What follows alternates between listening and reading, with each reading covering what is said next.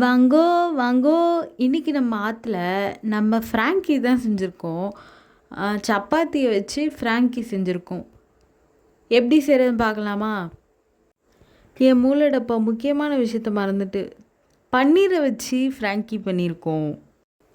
இந்த டிஷ் பண்ணுறதுக்கு ஹாட் வாட்டரில் ட்ரைடு சில்லிஸை ஆட் பண்ணி நல்லா சோக் பண்ணி வச்சுருக்கேன். அதை அரைச்சி தனியாக எடுத்து வச்சுக்கோங்க. பேனில் கொஞ்சோண்டு எண்ணெய் ஆட் பண்ணிக்கோங்க. அதுக்கப்புறம் கார்லிக், இந்த அரைச்ச பேஸ்ட்டை ஆட் பண்ணிக்கலாம். ஆட் பண்ணிவிட்டு இது கூடவே நான் நல்லா ஃபைன் சாப்பிடு வெங்காயம் ஆட் பண்ணியிருக்கேன். அதுக்கப்புறம் சாம்பாருக்கு கட் பண்ணோம்ல நீட்டாக வெங்காயம், அதேமாரி கட் பண்ணியிருக்கேன். அதையும் ஆட் பண்ணியிருக்கேன். அது கூடவே கேபேஜும் நல்லா ஃபைன் சாப் பண்ணி வச்சுருக்கேன். அதையும் ஆட் பண்ணியிருக்கேன்.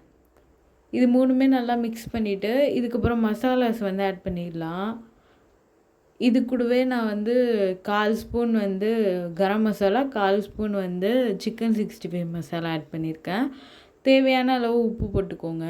1 spoon soya sauce, 1 spoon tomato sauce add பண்ணிவிட்டு எல்லாத்தையும் நல்லா மிக்ஸ் பண்ணி கொஞ்சம் குக் ஆனதுக்கப்புறம் ஃபைனலாக நான் ஷாலோ ஃப்ரை பண்ணி க்யூப்ஸாக கட் பண்ணி வச்சுருக்கேன் பன்னீரை, அதை ஆட் பண்ணிக்கிறேன். ஆட் பண்ணிவிட்டு நல்லா சாட்டே பண்ணிக்கோங்க.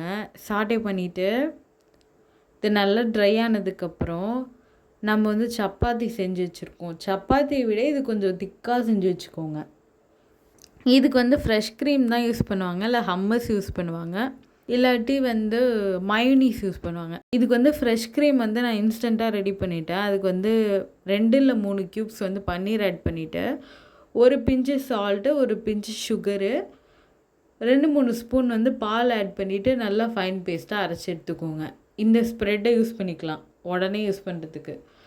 ஸ்ப்ரெட் பண்ணிவிட்டு அதுக்கப்புறம் கொஞ்சோண்டு டொமேட்டோ சாஸ் போட்டுட்டு ஸ்ப்ரெட் பண்ணிவிட்டு நம்ம செஞ்சு வச்சுருக்கோம் இல்லையா பன்னீர் ட்ரை, அதை போட்டுக்கலாம். அதை போட்டுட்டு நல்லா ரோல் பண்ணிவிட்டு வீட்டில் கொடுங்க, அம்மம்னு எல்லோரும் தின்றுவாங்க.